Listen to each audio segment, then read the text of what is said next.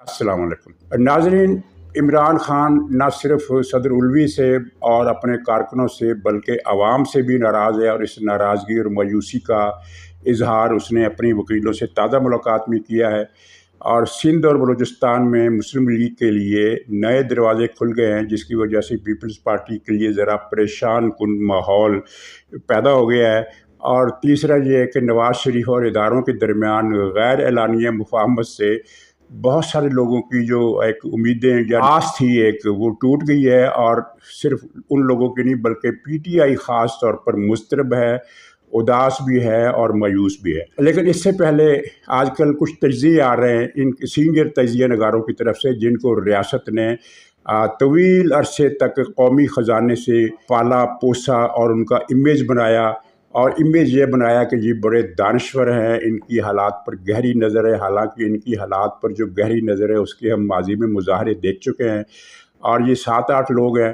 इनका सरफहरिस्त इमाम जो है, प्रोटोकॉल वाइज मैं तरतीब बताता हूँ, आदिल राजा है, फिर हैदर मेहदी है, फिर मुईद पीरज़ादा, हारून रशीद, उरिया मकबूल जान, शाहीन सहबाई, और इसी में आप 1-2 और लोग भी शामिल कर रहे हैं। इसके अलावा टीवी पर और यूट्यूब पर बैठे हुए लोगों की तादाद कम से कम 30 से 40 के दरमियान है, जिनको निस्बतन गैर संजीदा समझा जाता है, इसलिए उनका मैं जिक्र नहीं कर रहा।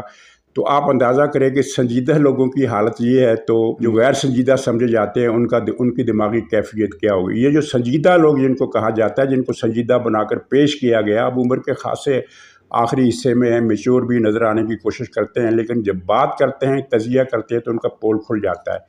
ये लोग आजकल डराने में लगे हुए हैं, खाना जंगी के असबाब और मईशत की तबाही और पता नहीं आलमी दबाव और मुल्क की शिकस्त और रेख के बातें कर रहे हैं। और इस्टेब्लिशमेंट पर भी इल्ज़ामात लगा रहे हैं, उसी इस्टेब्लिशमेंट पर जिनके पैसे से जो वो कौमी ख़जाने से अदा करती रही, ये गुज़िश्ता 20 साल से अय्याशी करते रहे। तो इनके तज्ज़िये में आने की ज़रूरत नहीं है। माजी में इनके तज्ज़िये इसलिए कुछ दुरुस्त साबित होते रहे कि इनको इस्टेब्लिशमेंट इतला देती थी। मसलन इस्टेब्लिशमेंट इनको बताती थी कि नवाज़ शरीफ साहब को अगले महीने हम नाअहल करने वाले हैं, तो ये फिर तज्ज़िया बनाते थे। और जब वो दुरुस्त साबित होता था तो लोगों पर इनका सिक्का बैठ जाता था कि हाँ, इनको तो 2 महीने पहले ही पता चल गया था कि नवाज़ शरीफ के साथ ये होने वाला है या फ़लाँ के साथ ये होने वाला है। अब चूँकि वहाँ से नौकरी का सिलसिला टूट गया है, ये खुद टामक टोइयाँ मार रहे हैं। तो इनके हालात ये जो मैंने नाम लिए हैं, आदिल राजा, हैदर मेहदी और मुईद पीरज़ादा और हारून रशीद और उरिया मकबूल जान और इस तरह के 2-3 नाम और, तो इनके तज़िये क्या हुआ करते थे। आप सिर्फ यानी आज से 2 महीने के पहले इनकी तज़िये यूट्यूब पर सर्च करके पढ़ें, सुने, तो आपको एक ही बात अपने अपने अंदाज में अलग अलग चैनल से जो नज़र आएगी वो ये थी कि बस हमें पता है कि अगर इमरान खान को गिरफ़्तार किया गया तो क्या होगा। और बुनियाद क्या बनाते थे कि हमने तारीख़ की डायनामिक्स पढ़ी हुई है, हम समाज के ताने बाने को जानते हैं, हम मॉब की नफ्सियात को जानते हैं, हम ये चीज़ भी जानते हैं और हमारी स्टडी इस तरह की है और ये पूरा तारीख़ का फ़लसफ़ा है। इमरान खान को गिरफ़्तार करते ही पाकिस्तान खूनी फसादात की लपेट में आ जाएगा, सिविल वार छिड़ जाएगी, करोड़ों लोग घरों से बाहर आ जाएंगे और रियासत की ईंट से ईंट बजा देंगे। बल्कि ये अदाद व शुमार पेश करते थे कि पाकिस्तान में पुलिस की तादाद इतनी है और वो इनमें से इतने पुलिस वाले तो अपनी जगह से हिल नहीं सकते। गवर्नर हाउस पर, वज़ीर-ए-आज़म हाउस पर, ईवान सदर पर ये इनकी ड्यूटी होती है, वो तो निकलेंगे नहीं। बाकी जो बचेंगे पुलिस वाले, उनका मामला ये होगा कि 1000 आदमी के हिस्से में 1 पुलिस वाला या 1 फ़ौजी आएगा। तो ये तो बस खसो खशाक की तरह सब कुछ बह जाने वाला है। बस इमरान खान को गिरफ़्तार करने की देर है। इसीलिए ये डरते हुए इमरान खान को गिरफ़्तार नहीं कर रहे, क्योंकि उन्हें पता है कि इमरान खान की गिरफ़्तारी के बाद कुछ बाकी नहीं बचेगा। इनके तज्ज़ियों का लुब्बे लबाब खुलासा यही होता था। लेकिन फिर जब इमरान खान को गिरफ़्तार किया गया तो आपने देखा कि कहीं किसी चिड़ेर चूँ की ना कोई कबूतरी फरियाद करती हुई बाहर आई, एक खामोशी तारी रही, जहाँ तक कि वो अमल ख्वाजा सरा और वो आइला मलक मियाँ वाली वो भी बाहर नहीं आई। तो इससे आप अंदाज़ा लगा सकते हैं कि इनके तज्ज़ियों में कितनी हकीकत का उनसर कितना है। ज़ाहिर 0% है, 0% से भी कम है, कुछ भी इनके तज्ज़ियों में नहीं है। अब ये चूँकि डिस्कनेक्ट हो चुके हैं, इस तरह डिसओरिएंटेड हैं, अपने मरकज़ से डिस्कनेक्ट हो चुके हैं जहाँ से इनको इतलात मिलती थी, तो अब ये अंधेरे में टामक टोइयाँ मारते हैं, अपना गुस्सा निकालते हैं اور ان کا غصہ جو ہے پیچھے ان کے بیٹھا ہے الگوہر، وہ یونس الگوہر شاہی، جو ان کو فیڈ بھی کرتا ہے، جو اب ان کو پیسہ بھی دیتا ہے۔ ظاہر ہے اسٹیبلشمنٹ سے، قومی خزانے سے پیسے ملنے تو ان کو بند ہو گئے۔ تو ناظرین، یہ اس لیے ان کے تجزیوں سے خوف میں مبتلا ہونے کی ضرورت نہیں۔ اب عمران خان نے جو وکیلوں سے ملاقات کی، اس میں ایک تو آپ نے سن لیا ہوگا کہ الوی پر بڑا گرجا برسا ہے کہ اس نے تو مایوس کیا، اس نے بلکہ سازش کی وہ الیکشن کی تاریخ کا اعلان نہ کر کے۔ کارکنوں پر بھی ناراض ہوا اور کہا کہ میرے کارکنوں میں بزدلوں کے ٹولے گھسے ہوئے ہیں، اور پھر عوام سے بھی اس نے ناراضگی کا ظاہر کی اور وکیلوں سے استفسار کیا کہ آخر عوام جلوس کیوں نہیں نکالتے، جلسے کیوں نہیں کرتے، کارنر میٹنگز کیوں نہیں کرتے، سڑکوں پر کیوں نہیں آتے۔ اب وکیل حضرات ان کو کیا بتائیں کہ عمران خان کے لیے تو وکیل بھی سڑکوں پر آنے کے لیے تیار نہیں ہے۔ پچھلے چند مہینوں میں وکیلوں کو کال کرنے کی اس کی جتنی بھی اسکیمیں تھیں ساری برباد ہوئیں، کوئی وکیل سڑکوں پر نہیں آیا۔ تو یہ اس کی مایوسی کی ایک انتہا ہے۔ اور ناظرین، اب یہ جو سندھ بلوچستان میں جو مسلم لیگ کے لیے دروازے کھلے ہیں، ان کا معاملہ یہ ہے کہ ایک ہوا بن گئی ہے ان باخبر حلقوں میں جو سیاسی صفوں میں اول نمبر پر اور پہلے دوسرے نمبر پر جو کارکن اور لیڈر اور جو سیکنڈری کلاس کی قیادت ہوتی ہے، ان سب کو یہ اطلاع مل گئی ہے یا وہ اس ہوا کو سمیل کر چکے ہیں اور اندازہ لگا چکے ہیں کہ اگلی حکومت نواز شریف کی ہونی ہے۔ چنانچہ نواز شریف مسلم لیگ نون سے ان لوگوں کے رابطے تیز ہو گئے۔ اب سندھ میں کیا صورتحال بنی ہے؟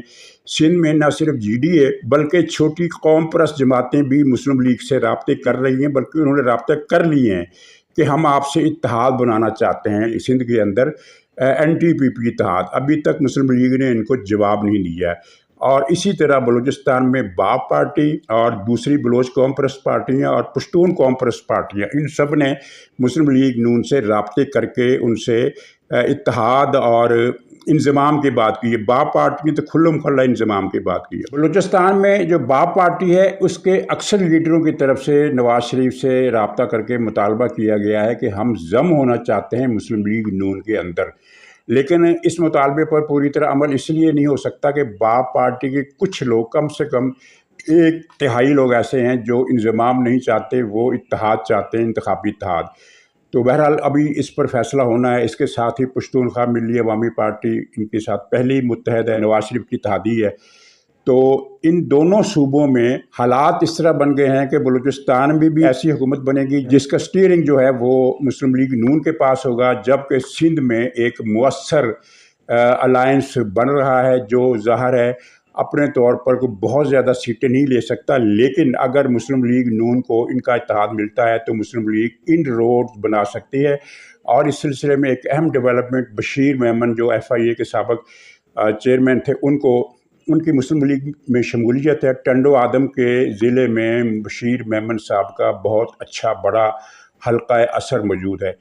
یہ نہیں کہہ سکتے کہ ان کا حلقہ اثر اتنا طاقتور ہے کہ وہ کچھ سیٹ جیت سکتا ہے، لیکن ان کا حلقہ اثر ہے، عوام کا ایک طبقہ ان سے متاثر ہے۔ اور اگر وہاں ٹنڈو آدم میں مسلم لیگ دوسری کچھ لوگوں سے اتحاد کرے تو اس علاقے میں ٹنڈو آدم میں بھی، سانگڑ میں بھی، میر پور خاص میں بھی، ان 3-4 علاقوں میں مسلم لیگ اپنے ان روڈ آسانی سے بنا سکتی ہے۔ پھر سیٹ کتنی ملتی ہے کتنی نہیں ملتی یہ اب دیکھنے کی بات ہوگی۔ تو اس صورتحال میں پیپلز پارٹی پریشان ہے، لیکن پیپلز پارٹی گیلا نہیں کر سکتی۔ گیلا اس لیے نہیں کر سکتی کہ ان کے ساتھ ایک معاہدہ ہوا تھا پیپلز پارٹی اور مسلم لیگ کا پرانے زمانے میں کہ آپ سندھ میں نہیں آئیں گے، ہم پنجاب میں نہیں آئیں گے، لیکن زرداری صاحب نے گزشتہ برس ہی پنجاب میں آنے کا اعلان کر دیا تھا اور وہ لاہور کے کئی دورے بھی کر چکے ہیں، جنوبی پنجاب کے دورے بھی کر چکے ہیں۔ پیپلز پارٹی سندھ کے کئی لیڈر بھی دورے کر چکے ہیں۔ وفاقی جو قیادت ہے پیپلز پارٹی کی، ان میں بلاول بھٹو ہیں، وہ بھی جنوبی پنجاب کے دورے کر چکے ہیں۔ ظاہر ہے ان کو حق ہے، لیکن جب وہ اس ٹروس کے خلاف گئے ہیں اور پنجاب میں ان روڈ بنانے کی کوشش کر رہے ہیں تو پھر مسلم لیگ کے لیے اب اخلاقی طور پر کوئی رکاوٹ نہیں رہے گی کہ وہ بھی سندھ میں ان روٹ بنائے۔ اور اگر کراچی میں بھی اس کو اتحادی مل جاتے ہیں، ظاہر ہے ایم کیو ایم وہاں ایک طاقتور پوزیشن میں ہے، اس کے بعد جماعت اسلامی ہے، اس کے بعد پھر پیپلز پارٹی بھی ہے۔ تو اگر وہاں ایم کیو ایم کے ساتھ ان کا کوئی الائنس بن جاتا ہے تو یہ کراچی میں بھی مسلم لیگ جیت سکتی ہے۔ تو یہ ہے ایک نئی ڈیولپمنٹ، لیکن اصل بات جو ہے اس ڈیولپمنٹ کی بنیاد ہے، جو میں نے عرض کی کہ ڈیولپمنٹ کی بنیاد یہ تاثر ہے तमाम छोटी जमातों में कि अगली हुकूमत मुस्लिम लीग नून की बननी है। सूरत हाल ये है कि मुस्लिम लीग नून जो है पंजाब में किसी पार्टी से इत्तेहाद नहीं करना चाहती, क्योंकि उसे यकीन है कि सेंट्रल और वेस्टर्न पंजाब में तो वो जीत जाएगी, क्लीन स्वीप करेगी। जनूबी पंजाब में पीपल्स पार्टी और जहांगीर तरीन की पार्टी अगर कुछ सीटें लेते हैं तो ठीक है, वो ले लें, लेकिन सेंट्रल और मगरबी पंजाब जो है, वेस्टर्न पंजाब, ये जो है मुस्लिम लीग नून के लिए एक महफूज ग्राउंड है जहां वो किसी दिक्कत के बगैर आगे बढ़ जाएगी। नाज़रीन, नवाज शरीफ और इतारों के दरमियान जो गैर एलानिया मुफाहमत है, इससे बहुत सारे लोगों की आस टूटी है, और ये मुफाहमत जो है मेरी प्रिडिक्शन के ऐन मुताबिक हुई है। जब ये लोग बातें कर रहे थे ना कि नवाज शरीफ ने तबले जंग बजा दी है और शहबाज शरीफ को बुलाकर डांट पिलाई गई है, तो मैंने उसी वक्त कहा था कि ये सिर्फ एक असूली मौक़िफ़ नवाज शरीफ ने ज़ाहिर किया है। आगे चलकर होना ये है कि जो इनके दो बुनियादी मुतालबात हैं वो अज़ खुद मंजूर हो जाने हैं, किसी और तरीके से मंजूर हो जाने हैं, कि ज़रूरी नहीं कि मुस्लिम लीग नून हुकूमत में आकर इन लोगों को कटहरे में लाए, ये उससे पहले ही या किसी और हिसाब किताब में कटहरों के अंदर आ जाएंगे। और मुस्लिम लीग नून ने वाज़े तौर पर ऐलान कर दिया है कि वो अब इदारों से मुज़ाहमत नहीं करेगी, और यही कैफियत जो है वो इदारों के अंदर भी है। इदारों ने भी ये तय कर लिया है कि अब हुकूमत के साथ तसादुम नहीं करना, हुकूमत को रगड़ा नहीं लगाना, बल्कि हुकूमत के साथ तावन करना है। और आप देख लीजिएगा कि ये धरना केस का जब फैसला आएगा, हतमी फैसला, तो पाकिस्तानी फ़ौज उस फैसले पर कोई इतराज़ करने के बजाय उस पर इम्प्लीमेंट करेगी, और एक सहूलत के साथ, एक खुशदिली के साथ वो तमाम फैसला अदालत सुनाएगी, वो नाफुज हो जाएगा। इस तरह नवाज शरीफ के बुनियादी मुतालबात तो बड़ी हद तक इस प्रोसेस में ही पूरे हो जाने हैं, तो फिर इनको मुज़ाहमत की क्या ज़रूरत है। नाज़रीन, एक बड़ी अहम बात इस सिलसिले में, ये जो मैंने कहा कि सबको अंदाज़ा हो गया कि मुस्लिम लीग ही हुकूमत में आएगी, एक ख़बर जो है तो पुरानी, यानी 1-2 महीने पुरानी ख़बर है, लेकिन बहुत सारे लोगों ने नहीं सुनी और शायद आपके जहन से भी निकल गई हो, कि पाकिस्तान की रियासत ने पिछली हुकूमत में, जब शहबाज शरीफ की हुकूमत थी, तो उस वक्त रब्ता किया था चीन से कि गवादर पोर्ट के ओपनिंग के लिए सारे मामला तैयार हैं, इसको ओपन कर दिया जाए ताकि यहाँ से मामला अब जो इसका बिज़नेस है वो शुरू हो सके, और एक बड़ा लैंडमार्क डिसीजन होगा, तो इसके लिए आप तारीख दें। तो चीनी हुकूमत ने वाज़े तौर पर, ये 3 महीने पहले की बात है, 3-4 महीने पहले की बात है, चीनी हुकूमत ने वाज़े तौर पर कहा कि नहीं, हम अगले साल यानी 2024 से पहले इफ्तिताह नहीं करना चाहते, 2024 ही में इफ्तिताह करेंगे। और इस चीनी हुकूमत की इस जवाबी तजवीज़, जिसको इनकार तो नहीं किया कहा जा सकता, इसके जवाब में जो भी इसका मफहूम था वो इदारों ने यही समझा, और हर एक ने जिस तक ये खबर पहुँची उसने यही समझा कि चीन दरअसल नवाज शरीफ की हुकूमत का इंतज़ार कर रहा है। उस वक्त अभी ये तय नहीं हुआ था कि इलेक्शन जनवरी में होंगे या फरवरी में होंगे, जाके नवंबर में होंगे, तो उन्होंने 2024, ज़ाहिर इलेक्शन 2 महीने के बाद साल शुरू होने वाला है, इसके शुरू में होंगे जनवरी के आखिर में, या अगर लेट हुए तो फरवरी में हो जाएंगे।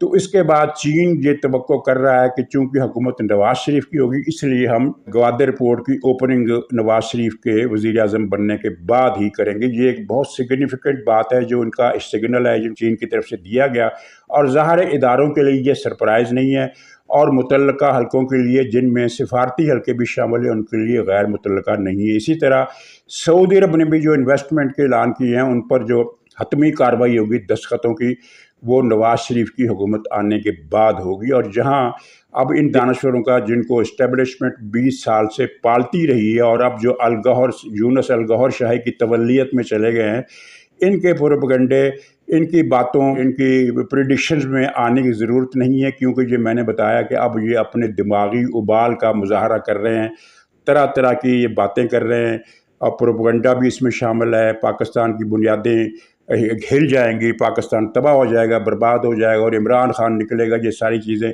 अच्छा, यहाँ मैं फिर एक बात भूल गया कि इमरान ने अपने वकीलों से जो शिकवा किया, उसमें ये बात भी की है कि ये तो बड़ी अफसोस की बात है कि इलेक्शन मुलतवी हो रहे हैं, मुझे लगता है कि हुकूमत इलेक्शन नहीं कराएगी, ये उसने अपनी वकीलों से कहा, तो मुझे बड़ी परेशानी है। बात यह है कि खान साहब, आपको परेशान होने की ज़रूरत नहीं है, इसलिए कि आप इस इलेक्शन में एक गैर मुतल्लका चीज़ हैं, आप भी गैर मुतल्लका हैं, और अगरचे आपकी पार्टी को इलेक्शन लड़ने की इजाज़त हो गई, लेकिन इसके बावजूद वो गैर मुतल्लका रहेगी। इसलिए आप इस फिक्र में मत घुलें, آپ فی الحال اس نئے سیل سے ایڈجسٹ ہونے کی کوشش کریں جو 10x10 کا ہے، اور جسم کے بارے میں آپ کو حکم مل رہا ہے کہ آپ نے واک اسی میں کرنی ہے، کاریڈور میں نہیں کرنی ہے، آپ محدود رہیں، کاریڈور آپ کے لیے غیر متعلق ہو چکا ہے، تو الیکشن بھی آپ کے لیے غیر متعلق ہے۔ ناظرین اجازت دیجیے، انشاءاللہ اگلے بلاگ میں پھر ملاقات ہوگی، تب تک کے لیے خدا حافظ۔